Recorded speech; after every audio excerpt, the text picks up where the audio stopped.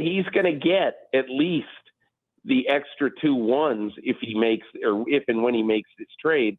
And I think he'll get more than that. Peter, how are you feeling today? I'm doing good. When I was writing yesterday, I was saying to myself, I wonder if my buddies Waddle and Sylvie will want to check in about my little conversation with Ryan Poles. And sure enough, here you are, and it's a pleasure to talk to you. We are predictable, if nothing else. Yes. I want to play you this. I don't know if you've heard this, what your afternoon has been like, but he even mentioned you in this short 45-second soundbite. Rich Eisen was on the NFL Network today talking about the Bears and talking about some of the things, like he was giving the items that some of the things he was hearing from the combine and his stay there. And he got to the Bears and he mentioned your article on Football Morning in America. And he then came to the Bears portion and take a listen to what he is reporting. And then I want your response. And if it surprises you after your conversation with Ryan Poles, take a listen. The Bears are already long down the road of trading the first overall pick. Teams have been identified. Compensation is being hammered out. Wow. Yeah. And sure enough, I saw Ryan Poles say today, I believe in Peter King's Football Morning in America column, if I'm not mistaken, saying that, hey, teams kind of want to know maybe before free agency begins if they have a draft pick high enough to take a kid. And if a team wants that quarterback certainty this early in the process, they're going to have to pay for it. Man, Poles is playing this thing like a virtuoso so far as I'm concerned.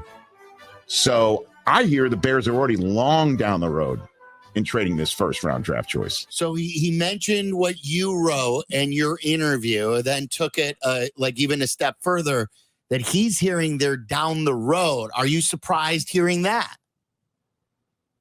Well, I mean, I think I guess I didn't use the words down the road, but if a general manager says that I have in hand right now a 1 in 24 and a 1 in 25, as well as obviously a 1 this year, I mean, that's down the road. He's down the road. That's the definition of down the road. And honestly, look, I think a bunch of people, I have been surprised at the reaction. I had a couple of phone calls from people around the league asking me about this, including one of the teams in the top 10 who said the Bears better not overplay their hand. And I said to him, now, wait a minute. Let's try to be a little bit honest / fair / whatever else you would call this, because look, I think what Ryan Poles is doing is he is playing the market. Okay. And in the market right now are teams at number 2, number 4, number 7, number 9, and perhaps at number 5 with Seattle, but probably not. He's got teams, and then you go down to Tennessee, and if you want to go way down, then you got Washington. But you've got a lot of teams that are interested in moving up.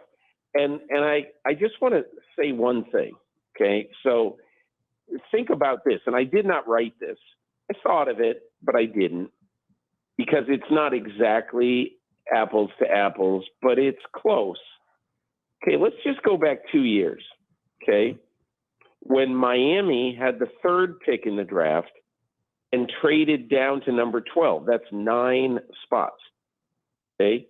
If Chicago has the 1 and trades it down to 9, that's 8 spots, but it is the 1st pick in the draft. So theoretically, it should be worth more than Miami trading from 3 to 12. Okay. And let's remember what Miami got. Okay. Miami got a 1 in 21, that 12th overall pick. They got a 1 in 22 and a 1 in 23 and a third-round pick in 22. So for anybody to think that it's outlandish or way too much to think that Ryan Poles has a 1 in 24 and a 1 in 25 in addition to the lower 1 in 23 is crazy. Yeah. You know, he's going to get at least the extra 2 1s if and when he makes this trade. And I think he'll get more than that. Peter, did people think that maybe he's making it up or at least play? No. I didn't hear anybody saying, I mean, people on Twitter say that, but I haven't heard from a soul saying, oh yeah, Ryan is making that up he's lying to maximize in the draft. I mean, look, if he trades down to number 4, he's not going to get he's not going to get a 4 plus 2 1s and something else because he's only trading down 3 spots and he's going to get one of the 2 great edge rushers in this draft, okay, which I'm sure he would sign up for right now if you could get a lot plus get one of those 2 really good edge rushers. So anyway, I'm only making the point that anybody who thinks that, oh boy, this is a lot, just look at recent trades for teams trading into the top 5. They pay ransoms. Peter, Ryan Poles' second year in the big chair, in the big office. He's got the number 1 overall pick and more cap space than anyone else in the league. What are your impressions of Ryan Poles and the direction he's possibly or hopefully taking this franchise? My impression is that he learned this business under 4 people who I have high regard for. All right. So he got hired in Kansas City by Scott Pioli. And even though people roll their eyes and say, wow, Pioli crashed and burned in Kansas City, Scott Pioli sat at the right hand of Bill Belichick for a decade. And he's a really smart and very conservative, to some degree, personnel guy. Then he worked with John Dorsey and Brett Veach. And then the overriding thing, think of it, in his last 8 years in Kansas City, he worked next to Andy Reid every day. And when he got into the scouting aspect of it and the draft aspect of it, Andy Reid is sort of impressing on him offensive line, defensive line, offensive line, defensive line, and you're never winning without a quarterback. And I think he knows that. So I trust him as a young guy who has been well trained, who is, look, as I wrote today, I mean, he, and I don't know because I don't really know Ryan Poles well at all. I don't know what the impression of him is in Chicago, but my impression of him from afar is speak softly, carry a medium-sized stick. Words aren't going to win this at all. Only the results and the actions of what he does. And again, I know that there are some people who were down on him for trading for Roquan Smith.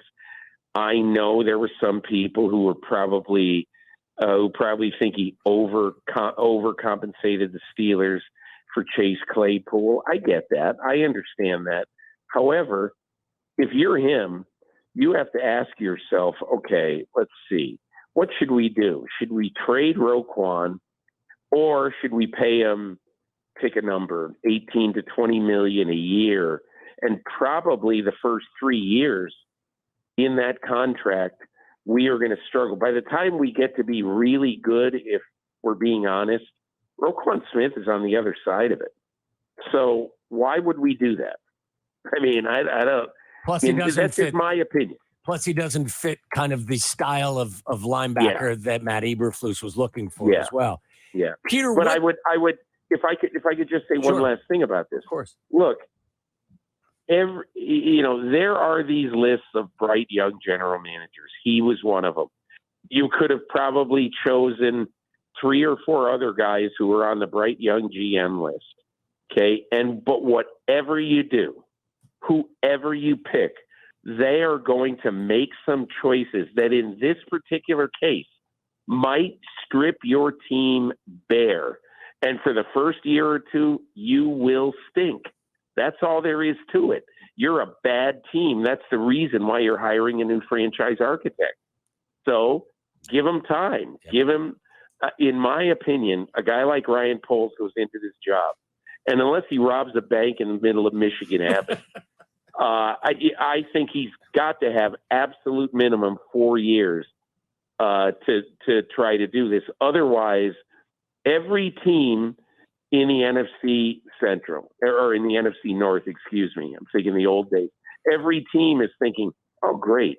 It's just like the Patriots think of the Jets. Hey, look, the Jets will always stink because they change people every 10 minutes. And look, they're doing better now with Joe Douglas and Robert Saleh, and good for them and good for Woody Johnson. But when you make huge changes in an organization, you need to give the new regime legitimate time. Yeah. Peter King joining us, Waddle and Sylvia on ESPN 1000. I mentioned this to Waddle earlier, and I asked you the lying question earlier. Were you surprised that he was as upfront as he is in a league where they a lot of times they hide things that aren't even things that should be secretive? Are you surprised that Ryan Poles was so forthcoming? A little bit, but how would I know whether to be surprised when I've really had one significant conversation with the man in my life, or two maybe.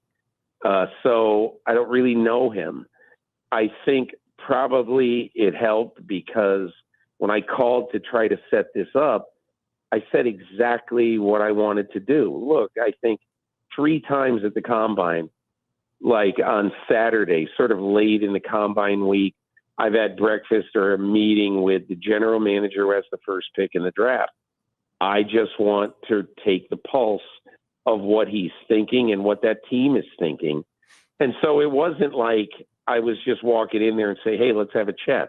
I told him exactly what I wanted to do. Now, it's possible that Ryan Poles wanted to get some things across, and it wouldn't surprise me at all if, honestly, because he said it twice, that, he had ones in 24 and 25 already on the table. So he wants everybody to know that, look, I've got this.